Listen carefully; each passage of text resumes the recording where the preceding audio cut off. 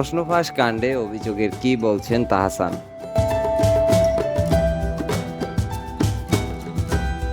প্রশ্নপত্র ফাঁসের ঘটনায় গ্রেপ্তার আবেদ আলী আদালতে স্বীকারোক্তিতে 2005 সাল থেকে পিএসসির অধীনে অনুষ্ঠিত বিভিন্ন নিয়োগ পরীক্ষার প্রশ্নপত্র ফাঁসের সম্পৃক্ততার কথা স্বীকার করেছেন।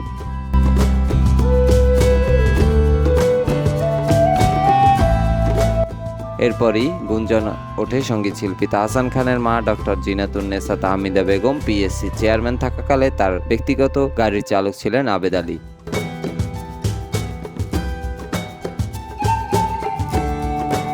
আর সে সময় 24তম 2002 থেকে 2003 বিসিএস পরীক্ষার সবচেয়ে বড় প্রশ্ন ফাঁস কেলেঙ্কারির অভিযোগ ওঠে। সে বছর পররাষ্ট্র ক্যাডারে প্রথম হয়েছিলেন তাহসান।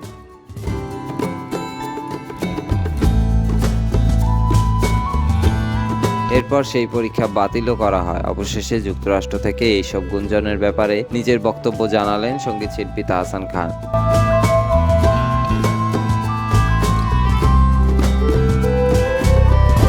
প্রকাশিত বিভিন্ন খবরে বলা হচ্ছিল সৈয়দ আবেদ আলী পিএসসির একজন সাবেক চেয়ারম্যানের গাড়ি চালক ছিলেন।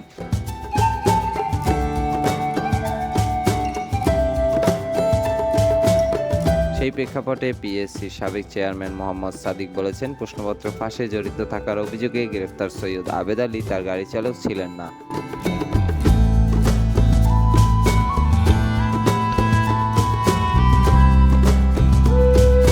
তিনি পিএসসি চেয়ারম্যান হিসেবে যোগদানের আগেই আবেদ আলী চাকরিচ্যুত হন। আবেদ আলীকে তিনি কখনো দেখেননি। এর মধ্যে একটি সংবাদপত্রে প্রকাশিত প্রতিবেদনে দাবি করা হয়,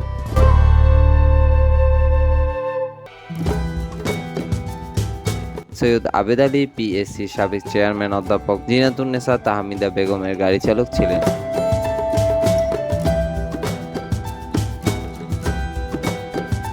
এর সঙ্গে আরেকটি বিষয় আলোচনায় আসে যে জিনাতুন্নেসা তাহমিদা বেগম পিএসসি চেয়ারম্যান থাকাকালে তার ছেলে সঙ্গীত শিল্পী তাহসান 24তম বিসিএসে পররাষ্ট্র ক্যাডারে প্রথম হয়েছিলেন।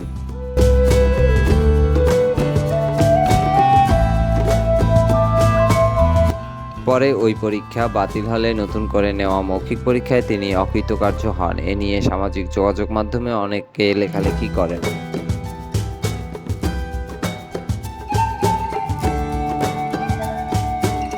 বিষয়টি নিয়ে আলোচনা সমালোচনার মধ্যে বুধবার 10 জুলাই তাহসান বলেছেন, তিনি কোনোদিন বিসিএস পরীক্ষাই দেননি।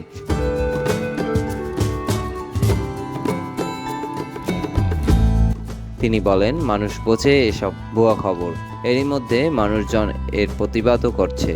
নানানজন নানানভাবে প্রতিবাদ জানিয়েছে। আর একটা কথা, আমি কিন্তু কোনোদিন বিসিএস দিইনি।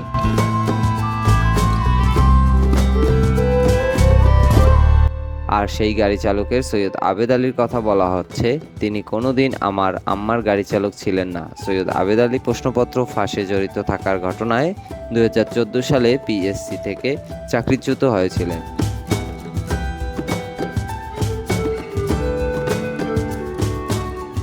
পিএসসি সূত্রে জানা গেছে, আবেদ আলী যতদিন পিএসসির চাকরিতে ছিলেন ততদিন তিনি সংস্থাটির কোনো চেয়ারম্যানের গাড়ি চালক ছিলেন না। তিনি একজন যুগ্ম সচিবের গাড়ি চালক ছিলেন।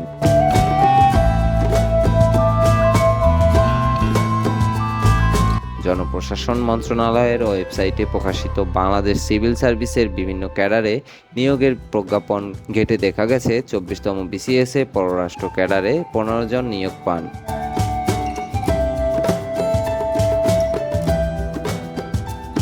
এই 15 জনের মধ্যে এককভাবে প্রথম হয়েছিলেন কাজী এহসানুল হক। তার রেজিস্ট্রেশন নম্বর 26633।